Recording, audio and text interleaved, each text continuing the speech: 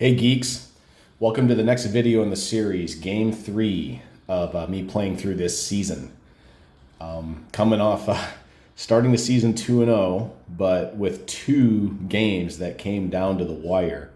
Things have been tight so far, but you can see I'm playing as Bentley Truman here, and I'm sitting at 2-0 along with South Lancaster and Lancaster. And then a nice win over Four Corners last time, who's looking good this year. A couple quick notes. In the previous video, I don't know if you noticed, in sprint mode, when players get 3 fouls, they foul out. That wasn't happening in the last game. And the reason why is because we're currently load testing the game as well, too. The game is pretty much ready to go, ready to launch. But we're load testing it just to see how far we can push things to make sure that the app doesn't crash when we do launch it. And one thing we've been doing for the load testers is we've disabled the ability for players to foul out. That way it's just a cleaner testing process for them. That may or may not still be turned on for this game. I'm gonna coach like it is turned back on, that players are gonna foul out at 3 fouls in sprint mode. If that actually does end up happening, we'll see. The computer will continue to play there, guys, if that is the case, if it's not turned off. If a guy gets 3 fouls for me, I'm going to sit him just to keep it realistic, because that's obviously how it's going to be when we launch this game. With that being said, let's jump right in. So my next game is against Little York. I want to take a quick look here. We're going to Little York. The thing about Little York is they're the most intelligent team in the conference. So what they're really good at doing is reading your tendencies and adjusting accordingly. So if there's any team that I'm going to really need to mix up my play calling, both offensively and defensively, against, it's Little York. So let's just take a quick look. I do like to scan the leader, see if they have anybody who's playing particularly well. So it looks like their big man, Emery Landreneau, is their leading scorer at this point. He's 6th in the conference with 12 points. Keep in mind, these are just 1/4 games. That's why the values are so low. Looks like that I don't see anybody who's at least in the top 10 from 3-point shooting. Rebounding, Landreneau's probably in here. Yep, he's so they might be running things through him. I don't see anybody in the top 10 in assists. So that tells me they may not be running their half-court offense as well as typically. They do have a steal against Landreneau. This guy's all over the place. And then blocks, he might be up there as well. No, not too much from a blocks perspective for Little York. So not an overly intimidating defense on the inside potentially. I do like to look at their weekly scores. So they lost to South Lancaster to start the season, and then they lost to Lancaster. Now this loss at home to South Lancaster, not expected. Losing at Lancaster, expected. South Lancaster, when we get to them, they might have developed pretty well in training camp. All right, let's go to Little York's team page quickly.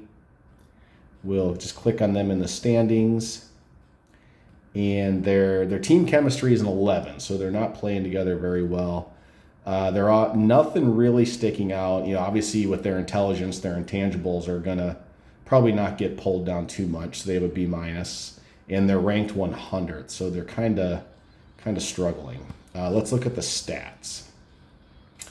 Other than Landreneau, he's really the guy.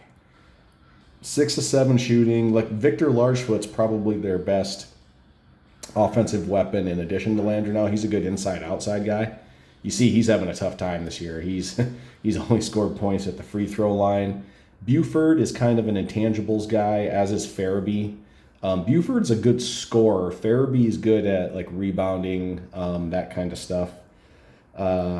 And yeah, Buford's hitting his 3-pointers. We got to keep an eye on him. And then the freshmen, they do have a good freshman. Probably the best or second best freshman in the conference. Typically him or Delmont or maybe even Braxton from Xavier when we get there are the 3 really good freshmen you need to keep an eye on. So it looks like he's playing. Not that much, but he is playing, and he did score when he got in. Oh, shoot, I did not want to go back yet. I wanted to look at one more thing with Little York. So let's go back to their page. I want to look at their attributes. Yeah, so look at that. He's a 76 scoring, not amazing, but solid. But look at 91 rebounding, 84 strength, really high basketball IQ, and he's a good passer too, which means he's going to be good at grabbing boards and throwing good outlet passes for fast breaks. So if they do decide that they want to push the tempo a bit, let's look at Largefoot and see why he shouldn't be struggling. Look at that, 77 and a 78. He's a tough offensive player. And look at it, he's good at rebounding, has good agility, which means he's going to be driving to the hoop. He might have just had a couple off games to start the season. We might want to consider a little bit of a box and one this game. Because what a box and one is going to do, it's going to double Largefoot most likely when he's in the game, but still keep the box's own defenders inside on Landreau. It's going to open things up for guys like Smith, Buford, potentially Farabee or Cotton. So let's just take a look. Smith's shooting is decent, but yeah, I mean, Smith's a ball handler. That's what he does really well. High IQ, doesn't get tired, you know. Let's look at Buford, see how he's developing. Yeah, he's a good scorer, good passer, and high IQ, just like everyone else on Little York. Okay. And then let's look at Farabee. I'm always curious how Farabee develops. Okay, not much offensively. Decent defensively, pretty strong, really strong guy. Okay, so he'll probably just kind of be their intangibles guy. And then let's take a look at Cotton. Oh man, all right, their freshman looks like he's developing some outside shooting, so we're going to have to keep an eye on that. And he does pretty much everything else decently, but he looks like he's an offense-first player. Not a complete liability on defense, but we might be able to go after him a little bit. His agility is we might be able to attack him, especially if he's lined up at the 3 and drive to the hoop with, say, Ronnie or Trent or someone like that. Okay, let's go train our guys. From looking at that, I think what I'm going to do, I'm going to go with just my standard top 5 for now. And then for the backups, I'm going to keep 6 in the backups. I'd like to give Clint Workman some reps as well, too, just because we never know when we're going to need him in a pinch. He's a good athlete. And then let's look at team training. So I don't want to let up on team building yet. I'm going to keep that at a 2. Our free throws are struggling. I'm going to dial that back up to a 2. I'm going to keep everything here at a 2. I might consider pulling back on breaks and rest. I'm going to pull back on technical drills for now. I think our team is doing pretty well from a technical standpoint. And I'm going to dial up the inside defense. I don't want Landreau to kill me on the inside. And then with the rest of that, I think I'm going to keep this all at 2s. I typically like to bring a nice balanced approach to training. But I do recommend experimenting with things. You know, if you have areas where you want to focus, dial things up a bit more there. All right, let's run training. Let's see what happens. Hopefully our team chemistry. Okay, 16. I like this. Our chemistry is building nicely. We're going to hit a point soon where I might be able to pull back team building in practices to a 1. That's going to come with some risk, but allow me to develop some other areas. So let's look at practice notes. Week 3, very strong week of practice. CJ Castleman, my power forward, had a good one. We appear to be on the same page. So we improved our free throws. Good. Concerning regression and rebounding, our overall attribute improvement was disappointing. Again, I need to recalibrate this for in season. I think my thresholds are a little off. But that being said, you know, two of my starters, Trent and Kermit, looks like they had poor weeks of practice. And, you know, Vaughn, my top backup, my best shooter, Kent, or my second best shooter behind Trent. Let's look at the notes. Our focus on inside defense seems to be improving our team chemistry. Nice. Okay, that's good to see. And then the team's level of emotion, we have an elevated level of emotion for this week. Maybe those 2 1-point games have these guys tuned up. So let's go to the game. We're at Little York. Kind of see their purple court in the game preview screen. So just my standard starting 5. I don't need to get too fancy here. CJ, just kind of curious, what did CJ improve? Improved his scoring, his agility, his strength, his free throw shooting. Okay, my guys, at least he really improved his free throw shooting. Let's just take a look at some of the other guys. Yeah, not quite as much for Xenon, but he did a lot. Trent he's off this year. Yeah, I don't like it when my senior shooter's off like that. Ronnie, okay, decent. And then let's just look at the big man, see how he did. Yeah, improved his inside defense, but other than that, he's regressing as well. Okay, what do we want to do here? We're going to go inside again just because that's how I run my offense. I'm going to push it on these guys. I'm going to push the pace a little bit. We're going to man defense these guys. We're going to pull this back. I kind of like to do that and maybe box in one Victor a little bit. And Derek, their point guard, is a really good ball handler. So I'm going to pull this back a little bit and run like that. All right, here we go. Let's see who wins the opening tip. It's going to be Landreneau against Kermit, and Landreneau wins it. Oh, they're starting Frankie Herndon at the point guard. They're putting Derek at the 3. That's interesting. Might want to post him up right away. He's pretty small. I'm going to do that. I'm going to come right out of the gate. We're going to, especially with Ronnie, hit that a couple times to make sure it hits. And look at that. Landreneau scored. He scored their opening possession. All right, we're doing an inside offense. Let's get it to Ronnie. Setting up the play. We execute it. Okay.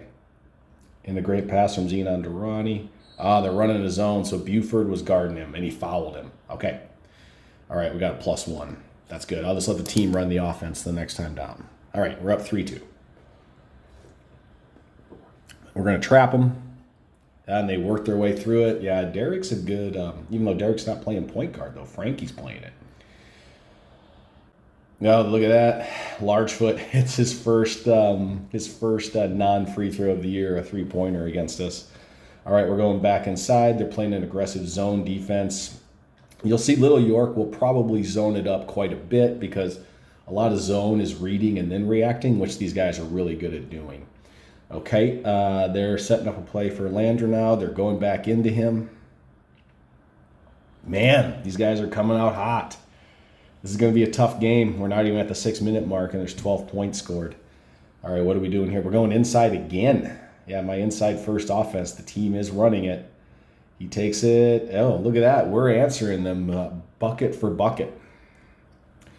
Again, if you play this, I'd recommend turn the sound up a little bit and listen to the crowd reactions. That's going to give you clues as to how the momentum is going, both for you or against you in the game. And keep in mind, we're at Little York, so you want the crowd to be quiet. All right, Landry now missed his shot. Kermit got the rebound, and we're going to run our half-court offense. They're doing a passive zone this time. Okay, Trent shooting a 3. Yeah, Trent is off this year. Okay, Xenon gets the offensive board, though, and tips it right back in. Let's give Ronnie, let him attack the hoop on the next offensive play.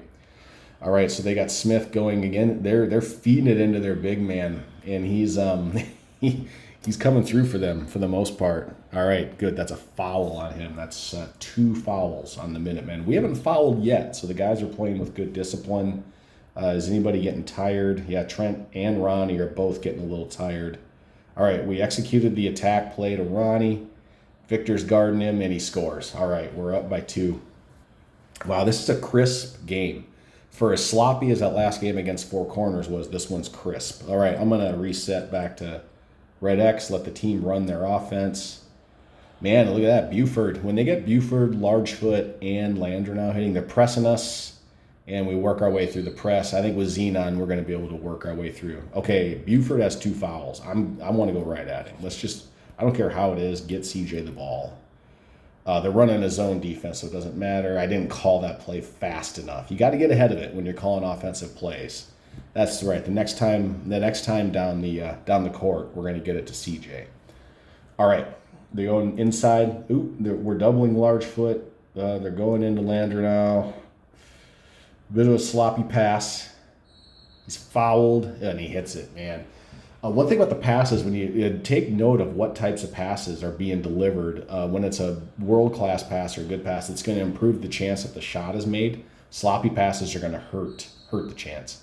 Whoa, an over and back violation. Well, whew, that is not great. All right. So they got the lead and the ball.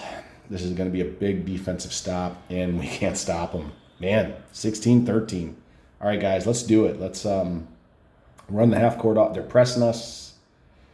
Oh, we bust the press, hit a fast break, but then they stop us. All right, so we didn't attack the hoop after busting the press. I kind of wish we would have, but there must have been a reason for that. Ronnie misses it. Kermit gets the board. He's going to kick it out and reset. He must not have liked the shot that he had for the board, after the board. All right. An attack offense. Again, they're zoning up on us, man. They're just going. I'm going to do an outside shot next time. They're running so much zone. I gotta bust them out of that zone. And I'm going to go to Xenon. I'm going to go to Xenon to try to bust them out of this zone. Oh, man. And Derek Smith drives on Rozier. He's given up almost a full foot in height. Man, Ronnie's got to play better defense. Okay, this is setting up a play for Xenon. We execute it. This is a clutch one. You got to hit this one. He's our senior leader. Okay, nice. I wish that would have been 3, but outside shots aren't always 3-pointers. They will be for the most part. I'm going to call a timeout. I'm going to get us out of this box and 1. Landreau going up. Man, he is tight this game. Timeout. All right, let's take a look if our guys are tired. We got 2 timeouts left. I'm going to bring Vaughn in to play a little point guard. Yeah, Ronnie is gassed. That's probably part of the reason we're not playing so well. We're going to keep CJ in because he's still at an 82 energy. We're going to keep him in at center. We're going to bring Omar in at power forward. I'm going to need some points, so he's a defensive liability, but I'm going to bring in Kent McManus. His shooting is digressing a bit, but an 86 is still pretty darn good. And then let's keep, Trent's a 75. He's pretty gassed. Can I play the freshman? Yeah, I think I can, honestly. His inside defense is going to be a bit of a liability, but let's let him come in there and give Trent some rest. So with this lineup, I think my best, yikes. I'm going to dial up the outside offense a bit. Kind of feeding it inside does not work that. It's worked decently, but now defensively, I got to mix things up. I'm going to go back to the zone a little bit here, and I'm done with the box and 1. Just done with it. We're going to pull this back because I want to fast break a little bit more. And this looks good to me. Okay, so let's jump back in. 2 minutes, we're down by 5. All right, so we got the ball. Setting up an outside offense. 2's Vaughn. Vaughn takes a long 2. He's fouled. It's about time they commit a foul. Little York's disciplined and they're smart. They're not going to foul you that often.